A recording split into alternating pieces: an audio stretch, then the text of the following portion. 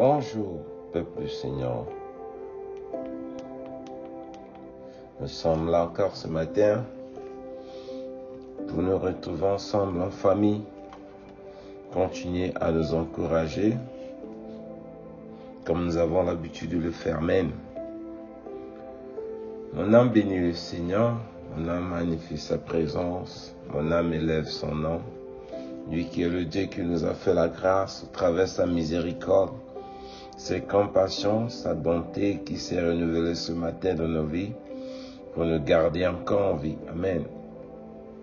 Alors, je viens encore ce matin continuer notre méditation. Cette fois-ci, nous allons méditer dans le chapitre 11 d'Apocalypse. Nous allons parler de quelque chose de très, très important et que nous ne faisons jamais attention à cela. Amen. Dieu qui me fait la grâce, il m'a envoyé la vague de son Esprit Saint, m'a accordé la grâce d'être là pour me révéler ce que nous sommes en train de partager ce matin. Nous allons parler des 2 témoins de l'Éternel, c'est-à-dire les 2 témoins de Dieu qu'il a envoyés dans ce monde. Ils sont venus en tant que les messagers de Dieu pour témoigner Dieu ici-bas afin que les témoignages soient effectifs dans nos vies. Mais jusqu'à présent, notre génération a du mal vraiment à comprendre le témoignage de ces 2 témoins que Dieu a envoyés sur la terre. Amen. Nous sommes dans le livre de Apocalypse chapitre 11, le verset 1er jusqu'au verset 6. Nous allons méditer à partir de cela et nous allons voir ce que le Saint-Esprit va nous révéler encore ce matin. La parole du Seigneur nous dit ici: en me donnant un roseau semblable à une verge, en disant, lève-toi et mesure le temple de Dieu, l'autel et ce qu'ils adorent. Mais le parvis extérieur du temple, laisse-le dehors et ne le mesure pas, car il a été donné aux nations et elles le fouleront aux pieds, la ville sainte, pendant 42 mois, c'est-à-dire 3 ans et demi.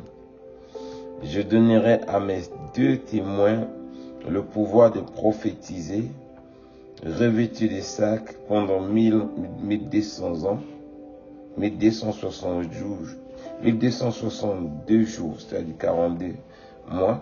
Ce sont les 2 oliviers et les 2 chandeliers qui se tiennent devant le Seigneur de la terre. Si quelqu'un veut le faire du mal, du feu sort de leur bouche, les dévore leurs ennemis. Et si quelqu'un veut les faire du mal, il faut qu'ils soient tués de cette manière. Et ils ont le pouvoir de fermer le ciel, afin qu'il ne tombe point de pluie pendant les jours de leur prophétie. Et ils ont le pouvoir de changer les eaux en sang et frapper la terre de toute espèce de plaie chaque fois qu'ils le voudront. Parole du Seigneur. Alors, mes bien-aimés, nous devons comprendre. Cette parole est très profonde et très critique pour la foi de chacun de nous. Car ce que le Seigneur est en train de nous parler ici, en train de nous parler de 2 personnalités énormes, très essentielles, qui ont vécu dans ce monde, ils ont témoigné Dieu, ils sont repartis. Mais le Seigneur est en train de nous révéler comment les témoignages a été manifesté dans ce monde et quelle était l'onction qu'ils gouvernaient, qu'ils utilisaient pour pouvoir accompagner leur ministère. Amen. Alors, nous voyons, premièrement, dans le premier verset, le Seigneur dit, en me donnant un roseau semblable à une verge, en disant, lève-toi, mesure le temple de Dieu, l'autel et ceux qui adorent. Amen. Alors ici, mes bien-aimés, nous savons de qui la parole est en train de s'adresse-t-il en ce moment. pourrait qu'on dire, c'est l'époque de l'Ancien Testament. Nous devons comprendre celui qui est venu recadrer le peuple pendant qu'il, à son époque, c'est l'époque de Moïse et les prophètes qui l'ont suivi ensuite. Amen. Et l'onction que Moïse avait utilisée se reposait sur la verge qu'il avait sur sa bras. Et c'est là qu'il perfectionnait les miracles. C'est là qu'il a châtié Pharaon. C'est là qu'il a fait beaucoup de choses. Nous en sommes témoins de comment Dieu a travaillé dans la vie de cet homme Moïse. Amen. Alors, à nos jours, mes bien-aimés, qu'est-ce que nous avons à voir de ce que Moïse a fait? Amen. Alors, nous savons que, mes bien-aimés, Moïse n'est pas venu seulement avec la verge, mais il est venu avec la loi pour nous témoigner que nous sommes des pécheurs, que nous avons besoin d'un Seigneur, un Sauveur pour être sauvés. Étant donné que nous sommes des pécheurs, il faut que chacun de nous fasse le plus qu'il fournisse ses efforts selon ses grés pour être sauvé. Chose incapable. Nous ne pouvons pas parce que la loi de Dieu nous condamne lorsque nous échappons à certains commandements en les obéissant, mais nous sommes victimes de l'autre côté. Donc c'est chose impossible de nous voir échapper vraiment la sentence des 10 commandements. Donc il fallait qu'il y ait la grâce. Alors la parole que Moïse nous amène, c'est le miroir pour montrer la saleté spirituelle qui a sali notre robe, c'est-à-dire pour que chacun de nous sache qu'il est pécheur, qu'il a besoin d'un Seigneur et un Sauveur pour être sauvé, pour être délivré de cet symptôme qui est en train vraiment de nous condamner et nous réclamer au séjour de mort. Dieu qui nous dit, pour le parvis extérieur, comme il a dit, dans verset 2, mais le parvis extérieur du temple, laisse-le au dehors et ne le mesure pas, car il a été donné aux nations et elles fouleront aux pieds la ville sainte pendant 42 mois. Amen. C'est-à-dire 1600, comme on a dit autrefois, 1000 et quelques jours comme ça. Amen. C'est-à-dire 3 ans et demi, comme je l'ai dit. Amen. Alors nous voyons ça, c'est notre époque encore, la parole qui est en train de nous parler, c'est-à-dire notre génération actuelle. Que nous voyons comment les hommes sont en train de fouler aux pieds l'œuvre de Dieu, les choses saintes. Ça veut dire cette époque est notre époque actuellement que Dieu a laissé à notre sort et nous sommes en train de fouler aux pieds la ville sainte, c'est-à-dire la sainteté que Dieu réclame à l'homme. Nous devons comprendre, le Seigneur nous dit, notre corps est devenu le temple de Dieu. Mais lorsque nous voyons la manière dont nous sommes en train de mener notre vie, vivre sur la terre, le temple de Dieu est piétiné, il est exposé à toutes les rues. Nous sommes en train de fouler aux pieds notre corps qui est devenu le temple du Saint-Esprit. Dieu qui est juste et bon, il nous demande une chose, de revenir à lui, revenir dans le bon sentiment et nous allons comprendre. Mais ce qui nous importe, mes bien-aimés, c'est à partir des activités des 2 témoins que Dieu nous a laissés. Amen. Sans en voir dans le verset 5, le Seigneur nous dit ceci. Si quelqu'un veut leur faire du mal, il dit non. Le verset 4, non. Le verset 3, j'ai donné à mes témoins le pouvoir de prophétiser, revêtus des sacs pendant 1262 jours. Ce sont les 2 oliviers et les 2 chandeliers qui se tiennent devant le Seigneur de la terre. Amen. Alors nous devons comprendre ces 2 personnes. C'est Élie et Moïse. Ce sont les 2 témoins que Dieu a envoyés dans ce monde. Car Moïse représente la loi et Élie représente le Saint-Esprit. Amen. Alors nous devons comprendre entre les deux personnalités ce qu'ils nous ont laissé comme témoignage. Nous devons écouter ce qu'ils nous ont laissé comme exemple, ils nous ont laissé comme prophétie ou révélation, afin que nous pourrons nous accorder avec ce qu'ils nous ont dit, afin de nous rapprocher de notre Dieu. Alors, nous devons comprendre, pour que Dieu puisse vraiment nous rassurer que ce sont vraiment ses ouvriers, c'était les témoins de Dieu. Nous pourrons voir ce qui s'est passé dans le livre des 2 Rois, chapitre 1er, verset 9 à 10. Ce qui s'est passé pour ceux qui n'ont pas voulu servir Dieu comme il se doit, ceux qui n'ont pas considéré le témoignage de cet homme, ils ont voulu aller se confier à l'homme. Nous allons voir ce qui s'est passé. Regardez ce que le Seigneur nous parle dans ce livre. Je peux revenir dans le livre de 2 Rois, chapitre 1er. Je pourrais lire d'abord, pour bien comprendre le texte, à partir du verset 1er. Il dit, Moab s'est révolta contre Israël après la mort d'Akab. Or, Akazia tomba par le treillis de sa chambre haute à Samarie, et il en fut malade. Il fit partie des messagers et leur dit, allez consulter Belzébul, Dieu d'Écran, pour savoir si je guérirai de cette maladie. Amen. Regardez bien, suivez bien attentivement comment le texte est en train de nous parler. Cet homme, il est tombé de sa maison, là où il était, c'était un étage, il s'est fait du mal et il est tombé malade ensuite. Alors, lorsque un enfant de Dieu, en quelque sorte, quand il était roi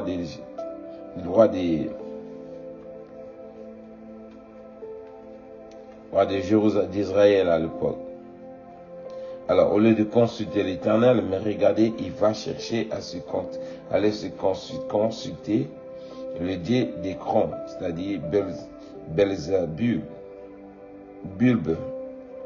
au lieu d'aller chercher la face de Dieu, qu'on prie pour lui, pour demander la grâce de Dieu, il laisse les serviteurs de Dieu aller consulter les hommes pour qu'ils lui disent s'il vivra ou pas.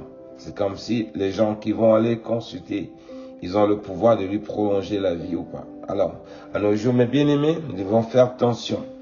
Nous savons que l'onction d'Élie est avec nous actuellement. Le Saint-Esprit est là. Lorsque nous avons des problèmes, nous n'avons pas à aller consulter les hommes, ni les charlatans, ni les féticheurs, ni les marabouts, ni d'autres puissances, mais nous devons aller vers le Saint-Esprit. Regardez toujours, cet homme, ce qu'il a fait, ça n'a pas plu à cet homme de Dieu, c'est-à-dire Élie. Dans le verset 9, c'est-à-dire 2 Rois, chapitre 1er, verset 9 à 10, le Seigneur nous dit ceci. Il envoya vers lui un chef de 50. Non, je vais revenir un peu en arrière. Verset 7. Akab leur dit, quel est leur... Bon, je peux revenir un peu en arrière. Verset 5. Les messagers retournèrent auprès d'Akab et il leur dit, pourquoi revenez-vous? Il leur répondit, un homme. Non. Je vais partir à verset 4. 2 Rois, chapitre 1er, verset 4. Non, le verset 3 à 4 plutôt. Mais l'ange de l'Éternel dit à Élie, de Tishbite, lève-toi, monte à la rencontre des messagers du roi de Samarie. Dis-leur, est-ce parce qu'il n'y a point de Dieu en Israël que vous allez consulter Belzébul, Dieu d'Écran? C'est pourquoi, ainsi parle l'Éternel, tu ne descendras pas du lit sur lequel tu es monté, car tu mourras. Et Élie s'en alla. Amen. Maintenant, le verset 5. Les messagers retournèrent auprès du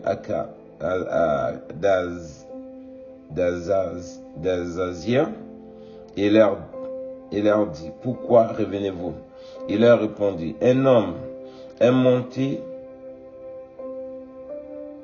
à notre rencontre et nous a dit, allez, retournez vers le roi qui vous a envoyé et dis-lui, ainsi parle l'Éternel, est-ce qu'il n'y a point de Dieu en Israël, que tu envoies consulter Belzébul, Dieu d'écran. C'est pourquoi tu ne descendras pas du lit duquel tu es monté. Tu mourras. Akazia leur dit, quelle est l'heure de l'homme qui est monté à votre rencontre et qui vous a dit ces paroles? Il leur répondit, c'était un homme vêtu en poil et ayant une ceinture de cuirasse autour du rein. Et Azaria dit, c'est Élie le Tishbite. Verset 9. Il envoya vers lui un chef de 50 avec ses 50 hommes.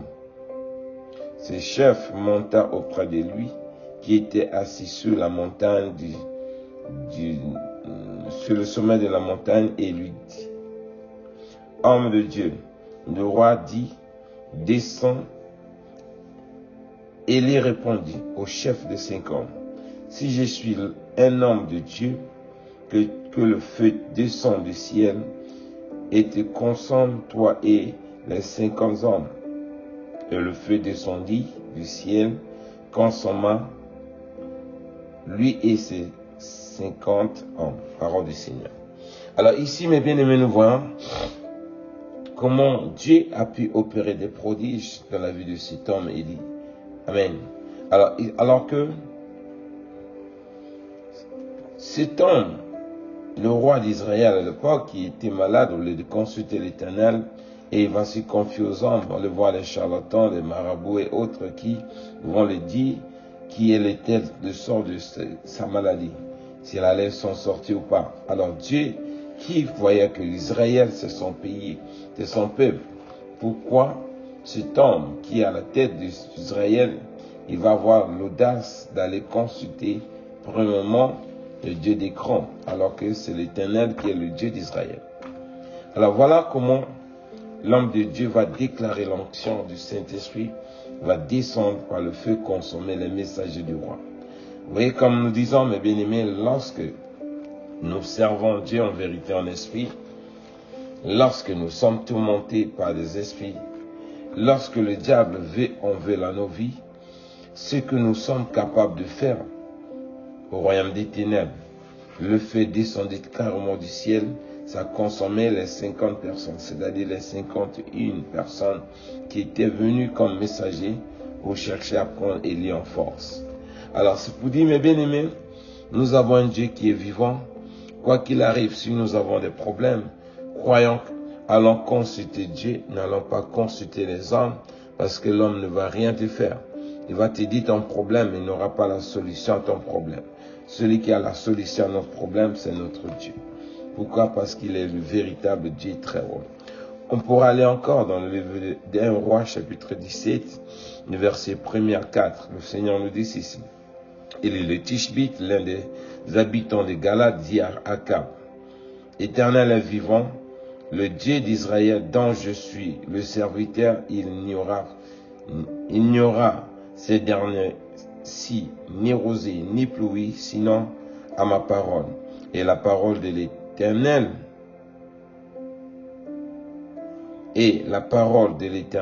fut adressée à Élie en ces mots. Pars d'ici, dirige-toi vers l'Orient et cache-toi près du torrent de Kader, qui est riche, qui est en face du Jourdain. Tu boiras de l'eau du torrent et j'ordonnerai au corbeau de te nourrir. Au corbeau de te nourrir là. Amen. Alors, nous voyons ici encore un autre témoignage palpable. Verset 5. Il partit et il fit selon la parole de l'Éternel et il alla s'établit auprès du torrent du Kadiak, qui est en face du Jourdain.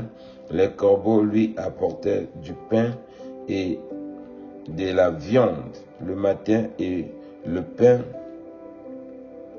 de la viande le soir. Il but du lait, de l'eau plutôt, du torrent. Parole du Seigneur. Alors ici encore nous voyons, même Élie encore, comment il va perfectionner un autre miracle. Et il va demander à ce qu'il ne pleuve pas. Et Dieu va lui dire, comme quand il ne va pas pleuvoir, il va occasionner quoi? La famine. Mais par contre, Dieu va épargner l'homme de Dieu de cette famine. Il va lui dire d'aller trouver refuge à un endroit bien précis. C'est là où Dieu va ordonner au corbeau de le nourrir. Donc nous voyons, mes bien-aimés, quand il y a une persécution quelconque, lorsque nous nous accrochons au Seigneur, Dieu a toujours utilisé tous les moyens nécessaires pour prendre soin de nous. Donc, ne soyons pas vraiment influencés de nos situations pour oublier la puissance, la capacité que notre Dieu a. Car nous prions un Dieu qui est vivant. Nous devons vraiment croire en lui, quoi qu'il arrive. Dieu ne va jamais nous abandonner. Amen. Alors, on va passer dans le dans le livre d'Exode, chapitre 7, le verset 14. Le Seigneur nous dit ici dans sa parole. Ici maintenant nous allons voir l'expérience de Moïse, qui va aussi vers Pharaon pour lui dire aussi, toute personne qui veut t'empêcher à ne pas adorer ton Dieu comme tu dois, si tu te révoltes contre cette personne, tu peux déclarer des paroles, Dieu va accompagner cela, parce que si tu tiens sous la couverture de ces de témoignage de la parole de ces des témoins que Dieu a envoyés sur la terre, l'onction qui est en face de Dieu, devant l'autel de Dieu viendra également te couvrir comme il a exercé. Ça s'est manifesté dans la vie de ses serviteurs. Dans le livre de Exode, chapitre 7, verset 14, le Seigneur nous dit ici. L'Éternel dit à Moïse et Pharaon, l'Éternel dit à Moïse, Pharaon a le cœur endurci, il refuse de laisser aller mon peuple. Va vers Pharaon dès le matin, il sortira pour aller auprès des eaux et tu te présenteras devant lui. Au bord du fleuve, tu prendras à ta main la verge qui a été changée en serpent et tu diras à Pharaon, l'Éternel, le Dieu des Hébreux m'a envoyé auprès de toi pour te dire, laisse aller mon peuple afin qu'il me serve dans le désert. Et voici, jusqu'à présent, tu n'as point écouté. Ainsi parle l'Éternel, à ce que tu connaîtres que je suis l'Éternel, je vais frapper les eaux du fleuve avec la verge qui est dans ma main, et elle se changera en sang. Les poissons qui sont dans le fleuve périront, le fleuve se corrompra, et les Égyptiens se forceront en vain de boire de l'eau du fleuve. L'Éternel dit à Moïse et dit à Aaron, prends ta verge et tends ta main sur les eaux de l'Égypte, sur leurs rivières et sur les roseaux et leurs étangs et sur tous leurs amas d'eau. Elle deviendra du sang, et il y aura du sang dans tout le pays d'Égypte, dans les vases de bois et dans les vases de terre. Amen. Et vous les en bas, c'est comme ça. Et c'est ce que Moïse a fait, et cela s'est changé également. C'est pour dire, mes bien-aimés, on ne joue pas avec Dieu. Ce que Dieu a déclaré, mes bien-aimés, si nous croyons au témoignage de ces deux témoins de Dieu, les miracles qu'ils ont fait, mes bien-aimés, nous avons la capacité également de perfectionner cette puissance en face de nos ennemis. Croyons au témoignage de ces deux hommes. La loi que Moïse a portée, c'est pour témoigner que Dieu dit la vérité, ce qu'il a déclaré dans la bouche de son serviteur Moïse. Nous voyons, c'est le témoignage des miracles qu'il a fait. Moïse a châté Pharaon avec 10 plaies. Donc il y a eu toutes sortes de miracles en Égypte pour témoigner que Moïse était un envoyé de Dieu. Et nous avons vu ce qu'il a fait dans la vie de Pharaon. On a vu également Élie qui faisait de la même chose. il a frappé les rois d'Égypte et d'Israël à l'époque, nous avons vu ce qui s'est passé dans leur vie. Mais ce qui est important pour nos vies, mes bien-aimés, nous devons comprendre que ces deux hommes sont réels. Amen. Pour que nous ayons vraiment l'assurance sur ces deux choses. Regardez bien, je vais essayer un peu de relire encore le verset, notre verset de base. Il dit, ces deux oliviers, le verset 4 plutôt, Apocalypse chapitre 11, verset 4, ce sont les deux oliviers et les deux chandeliers qui se tiennent devant le Seigneur de la terre. Si quelqu'un veut leur faire du mal, le feu sortira de leur bouche, les dévorera et dévorera leurs ennemis. Et si quelqu'un veut leur faire du mal, il faut qu'il soit tué. De cette manière, ils ont le pouvoir de fermer le ciel afin qu'il ne tombe point de la pluie pendant les jours de leur prophétie et ont le pouvoir de changer de l'eau en sang. Nous savons, c'est Élie qui a fait changer et Moïse qui a fait changer de l'eau en sang. Il a prié, le souffle descendu du ciel également, et le glaive est descendu pour consommer le territoire d'Égypte. On voit l'Élie qui a le pouvoir de faire arrêter la pluie et qui a fait tomber aussi le ciel, le feu du ciel pour consommer vraiment les 50 messagers du roi. Alors, dans le livre de Matthieu, chapitre 17, le verset 1 à 6, le Seigneur nous dit ceci dans sa parole. 6 jours après, Jésus prit avec lui Pierre et Jacques et Jean, son frère, et les conduisit à l'écart sur les montagnes, sur le haut du montagne. Il le fit transfigurer devant eux, son visage resplendit comme le soleil et ses vêtements devinrent blancs comme de la lumière. Et voici Moïse et Élie leur apparut. S'entretenant avec lui, Pierre, prenant la parole, il dit à Jésus, « Seigneur, est-ce bon que nous soyons ici? Si tu le veux, je dresserai ici 3 tentes, un pour toi, un autre pour Moïse et un autre pour Élie. » Et comme il parlait encore, une nuée lumineuse les couvrit, et voici une voix fit entendre de la nuée ces paroles, « Celui-ci est mon fils bien-aimé, en qui j'ai mis tout mon affection, écoutez-les. » Et lorsqu'il entendit cette voix, les disciples tombèrent sur leurs faces et furent saisis d'une grande crainte effrayante. Amen. Alors, mes bien-aimés, nous voyons l'accomplissement des choses. Ici, on appelle ça la transfiguration sur la montagne des Oliviers.